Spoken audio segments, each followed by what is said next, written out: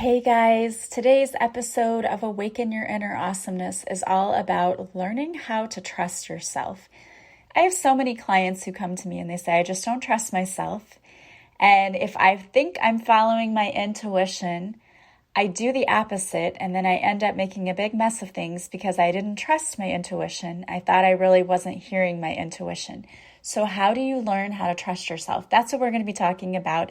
And I am going to give you some tips for being more comfortable learning how to trust your intuition and to trust your own ideas and beliefs and who you are as a person. So stay tuned. It's going to be a great episode.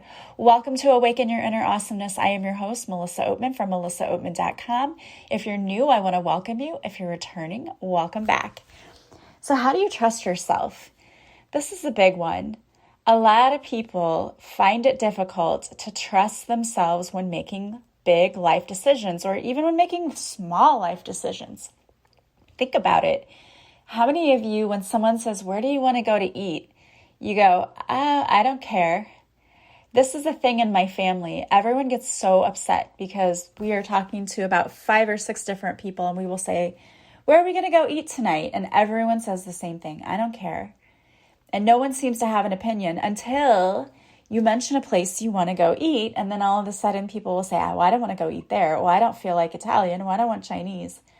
So suddenly you have an opinion. It's kind of the same thing, though, when you're learning how to trust yourself.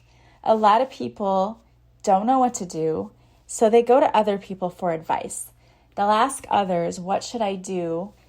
Because I don't know if I should make this big life decision, or I don't know if I should wear this dress to this meeting tomorrow. It can be anything from small things to really big things that are life-changing. And I say this a lot. I mean, you can go to people for advice, but the ultimate truth is that you need to make your own decisions because other people do not have to live with the consequences of your decisions. And if you're constantly asking everyone else what you should do, you're going to get a mixed mash of information. You're going to get people who think they're looking out for your best interest, but oftentimes they're looking at life through their own lenses, which are smudged with their own fingerprints of life. They have different life experiences than you do, and their advice and guidance may not be right for your life. So it's really important that you can trust yourself with making decisions in life. You really have to get to a place where you trust yourself. But you may be saying to yourself, I don't know how to do that because I've never trusted myself before. Have no fear. I'm going to talk to you today about how you can use some tips and tricks to help you learn how to trust yourself more. The very first thing that will help you in trusting yourself is to be authentic. Be authentically you. Be who you were born to be. It sounds like a cliche, but it is one of the hardest things sometimes for people to do, especially if you're a people pleaser, because we can sometimes morph and change who we are depending on who we're with because we're trying to fit in or to get along. But the more genuine you can be, the more that you will learn about yourself. And the more that others will learn about you too. And this will help you to understand how you really feel about different situations and what you really want, rather than what you think you should want or what you think you should be doing. Because it comes down to this. A lot of us do things to please others. So we don't even know who we are or what we want. So if you have been a people pleaser from way back, like I was, you have to get to know who you are again. You have to get to know who you are at your core and be authentic and not be afraid of revealing who you are to others. Staying true to yourself is helping you to build an identity, which really helps you when you're trying to learn how to trust yourself. So this is a toughie, but think about it this way. Let's say you had a chain grocery store that you were very familiar with and you knew. And then you had a grocery store that was just a pop-up place, was not a chain. No one's ever heard of this place. which one are you probably going to go to? You're going to go to the one you know, right, and are familiar with. Well, in the same way, if you know yourself and you're familiar with yourself, you're going to be more likely to go to yourself when you need to figure things out rather than going to other people. The second thing that I want you to do, because it's going to help you, is to write down all the things you like about yourself. If you're not a writer, I get it. I really do think writing in journals is helpful. But if you're not a writer, at least just do this in your head and think about this, or maybe use your voice memo on your phone and say this out loud. Make little pro lists about yourself, focusing on all the things that you like and all the successes you've had in life. It's important to celebrate those wins because that builds your self-confidence and it builds your self-esteem. And building your confidence in yourself is another key part of what helps you to be able to trust yourself again. This is going to help you see that you're an amazing person and you have so many positive qualities. And you're going to find it really hard not to trust yourself if you understand how amazing you are. So make your list of all the things you like about yourself. Also, whenever someone gives you a compliment, write that down somewhere or tuck that away somewhere. Have your list of compliments.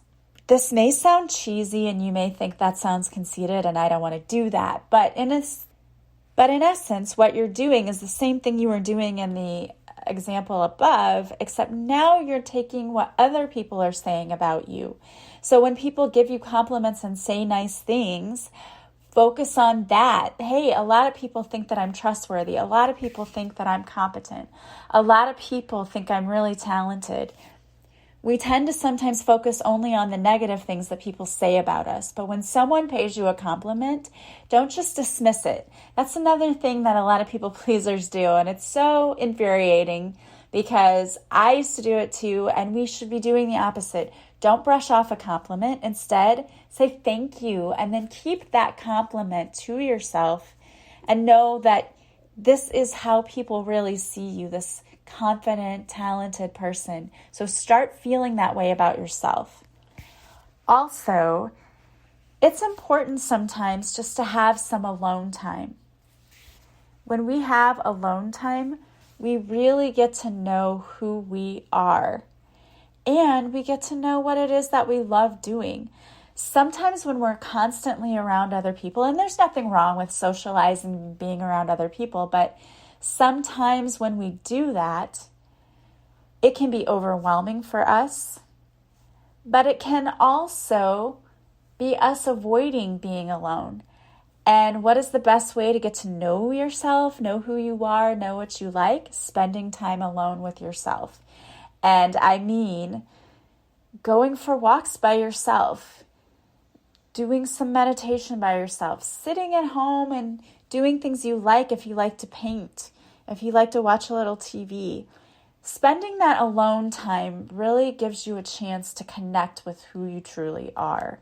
And I always feel like there are people out there who are constantly trying to stay busy because they don't want that alone time.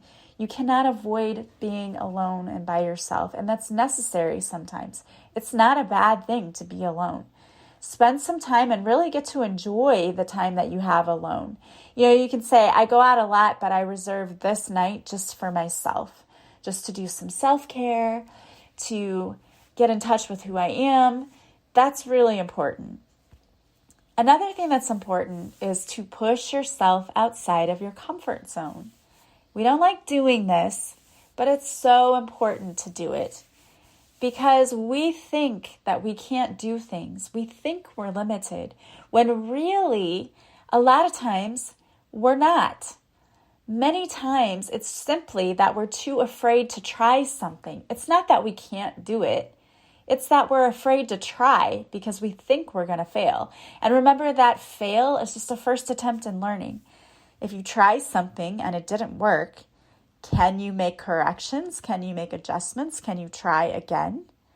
Oftentimes, we have a perception of our boundaries that actually isn't true, and it keeps us from doing what we want to do, especially if we had parents.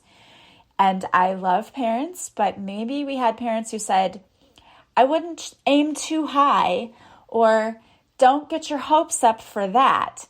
they're trying to cushion us and think that they're protecting us when they say those things. But what they're actually doing is setting boundaries for us where we think we're not capable or talented or whatever to do the things that we want to do. And that's not true. It's simply that we've listened to them saying that we can't do it. You don't know unless you try. You may try something and realize, yeah, I can't do that. But you don't know until you try. Like when I tried to go skiing one time, the first time I did it, I didn't have any instructions or anything. And so I had my legs wrong, like my feet were too far apart or something. So I went flying down the hill, wiped everyone out at the bottom of the hill. My glasses flew off. And I just sat at the bottom crying like a big baby because I didn't know what I was doing and I did not like skiing. I hated it. I was never going to do it again. And then my ex-husband said, you just need a lesson. And he's like, here, I'll show you, why he didn't do this in the first place. But anyway, he said, I will show you how you're supposed to put your feet and what you're supposed to do. So he spent 15 or 20 minutes showing me what I was supposed to do. And then I did it. And I was able to stop without knocking people over and crashing and losing my glasses. And I realized that I thought skiing was kind of fun. So I got pretty good at the little bunny slopes and all of that. So my limitation was from my first experience with it because I wasn't properly trained. So don't hold yourself back. Maybe you just need more training, or maybe you just need to try. Maybe you would find out if you tried that thing you've always wanted to do that you would actually be very good at it. So sometimes you've got to step outside your comfort zone. Building that strength then becomes building faith, and then you start having faith in yourself, which builds your self-confidence. Another thing you need to do is to stick to your decisions. A lot of our indecisiveness is because in the past, maybe we've made bad choices. And that creates a lot of stress for ourselves. We worry about making the wrong decision, so we may change our mind 12 times, as my friend would say. Don't waffle or waver on your decisions. When you make a decision, stick to it. It shows that if things don't go according to plan, you can find a way to resolve the issues, but it's not giving up on yourself. So stick to the decisions you make. Also, don't rush into anything. If you are forced to make a decision, you probably don't have to make it in a minute. So give yourself time to actually make the decision. Don't rush. Don't be forced into anything. Trust and building trust takes time. So give yourself time and space to continue growing and not forcing yourself to make rash decisions. Another great thing that you can do is to visualize your success. Vision boards are an amazing way to do that, and they're fun to make. You can do it on Pinterest. You can post pictures of all of the things that you want to see for your life. Goal setting is another great thing to do too, because it holds us accountable. We can say, I want to be successful, and then we just move forward and don't think about it. But it's important to be able to see how far we've come. So set a goal for yourself. And don't be hard on yourself if you don't make the goal. But, okay, I need to readjust. I need to do some things differently because I'm not meeting my goal. So how can I be better? Also, visualization is helpful when you want to manifest too. So visualizing the way you would like to see your life. Because when we see ourselves in that beautiful home, with that beautiful relationship, it makes us feel good to think that those things are on its way to us, and they are on the way to you. But don't get in your own way.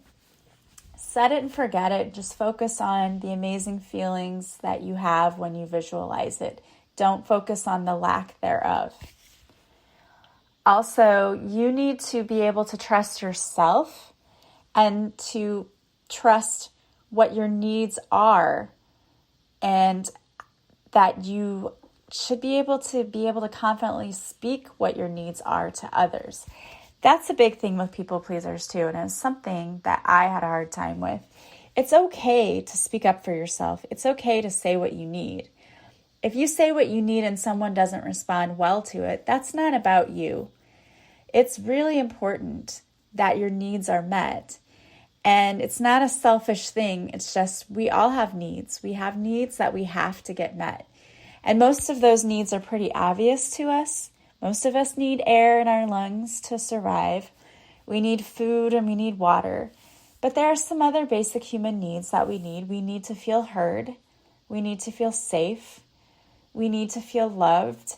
So all of those are needs. And if you're not getting your needs met, it's really important that you're able to speak up, speak your truth, and ask for what you're not getting.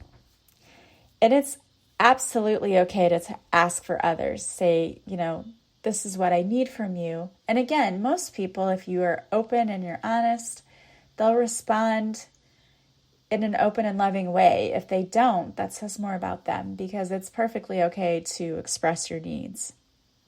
Communicating your thoughts and feelings can help you feel better, to get that out there. And it feels real, like, hey, these are things that I really need. And sometimes we can think that our needs are not important. So when you speak them, it's like validating that, yes, this is an important thing for me. Also, it's really important that you find ways to manage your expectations. A lot of people put all of these expectations on relationships and on jobs and all of these things that are not very realistic. Like if you're in a relationship and you have this expectation that your partner is going to bring you flowers every single day and come riding up on a white stallion, you're setting yourself up for failure. That's obviously not realistic, and it's not going to happen. So try to keep things realistic when you're setting goals for yourself. Don't make things super unattainable for you, because that's going to shatter your self-confidence if you can't meet your goals because you've made them really unattainable. But there are ways you can set little goals for yourself every day that you can check things off and you're like, yeah, I got that accomplished. Sometimes for me, and I'm not even kidding, feeling accomplished is I did the laundry and I checked that off my list, as dumb as that sounds. Sometimes for me, if I'm so busy, that sounds like a huge accomplishment for me. I did the laundry today. Oh, I vacuumed the floors. I just do these little checklists, and it makes me feel better to see that I've checked things off of it. It's also important that you forgive and forget. So if you've let yourself down in the past and you felt like you couldn't trust yourself because you've made wrong decisions in the past, it's important that you let that go. Forgive yourself. You are just learning. I like to say that. I forgive myself for when I was just learning how to do XYZ. I didn't know any better, but now I know better and I'll do better. So forgive yourself. Have some grace for yourself. Also, it's okay to let your guard down and be vulnerable. It is actually more than okay. It's what you came here to do. You came here to be a human and to be raw. And it's hard to let your guard down when you've been hurt and when you put up all of those walls and you've spent years doing it. But when you can see your true self and learn to love, appreciate, and honor that self, that's going to help you trust yourself more. When you put on a brave face and you act one way in front of certain people and then a different way in front of others, you don't trust yourself. Because you don't trust the friends you have, because obviously they don't know the real you. So it's hard for you to feel like you can trust. That's why it's so important for you to be yourself, stop putting on this mask, and be human, be raw, be vulnerable, because it's important. Keep track of your successes and celebrate those wins.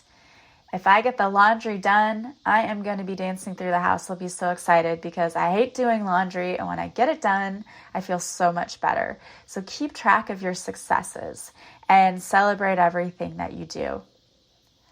Also, it's important for you when you're trying to make a decision to learn to read your own body. We've talked about intuition before and how you can feel it in your body when there's a yes or a no. So this is asking you to learn your body and how it feels when something doesn't feel right, something feels off, you'll know it, you'll feel it in your body, and start learning how to trust that. You know what I'm talking about. There are times when you meet certain people and something just feels off. Maybe you don't even know what it is, but you're like, I don't know. I just don't know about this person. Trust what you're feeling, because your body will tell you. Your body will cause you to react in ways and it can go both ways. You can meet somebody and you're like, oh my gosh, I don't know why, but I love this person. I don't even know them, but I just think they're the greatest person. You're reading their energy. So pay attention to that and see how that shows up in your body. Either by maybe you have the hair on your arms stand up, or you get goosebumps, or perhaps you feel a weird feeling in your stomach. Something happens. You know how to read those signs and know that that's your body talking to you and giving you signals. Also, stop lying to yourself. When you lie, and this can be in a lot of ways, sometimes, let's say you make a mistake at work, and then somebody says, did you make that mistake? And you're like, no, so-and-so must have done it. And you know you did it. We all have felt that way at times, that we need to lie. Don't lie. The one thing that I've learned is by stepping up and just saying, you know what, I did do that, and I don't know how that happened. I really don't, and I will fix it. Be someone who takes responsibility for their actions. If you make a mistake, admit it. There's nothing wrong with that, and people will respect you more if you admit that you made a mistake than if you try to cover it up. So that can also cause trust issues if you're always lying to yourself. If you don't want to admit when you make mistakes, just be honest with yourself. Everyone makes mistakes. We're all human. We came here to do that. It's what you do after you make the mistake that is what counts. If you made the mistake, admit it. Admit you made the mistake. People will respect you more. Learn to trust your gut. Like I said, your body talks to you. So if you feel like there's a voice in your head telling you don't do this, then you need to listen to it. Also, stop thinking about all of the ways things could go wrong if you make a decision based on your own intuition, and start thinking about all of the ways they could go right. And when you make a decision and learn to trust it, and you say, okay, I'm making this decision, I'm going to stick with it, and then it goes right, celebrate that too. That's amazing. You're learning how to use your intuition. You're learning to trust yourself. And that's an awesome thing, because there's so many people out there who don't trust themselves. That is so important, though, that you learn how to do that, because only you know what's best for you. So allow yourself the privilege, the honor, the responsibility of trusting your own advice. You will be so glad that you did that and that you're able to trust yourself. All right, guys, I wanted to pull a card for you today, and I used 2 decks. I got them out. I haven't used them in a long time, but I just felt called to use them. And the first card is from Notes from the Universe on Love and Connection by Mike Dooley, and it says, honor thyself. Just curious, when was the last time you looked into a mirror and addressed yourself as gorgeous, magnificent, or sublime? It matters. Here's looking at you, gorgeous, the universe. All right, and the second card I pulled for you is from the Chakra Healing deck by the Sage Goddess, and it's self-trust. The time has come to really trust who you are and love yourself fully. If there are parts of you that are out of alignment with your faith or your values, call them into alignment now so you feel better and more integrated. Then trust your intuition and inner knowing without question, going as much as you can with the flow of your desires and passions. Cultivate your higher self as a trusted ally and seek its voice in meditation. I love this, and this has to do with the solar plexus chakra. And the crystal that goes along with this is citrine, and the herb is Melissa. Interesting. All right, guys. Well, I want to thank you so much for being here with me. Don't forget, if you enjoy this podcast and you want to listen to it 5 days a week instead of just 3 days a week, you can join my Patreon. The link will be in the show notes to this podcast. You can join the basic plan, which just gives you 5 days of podcasts a week, and that's only $5 a month.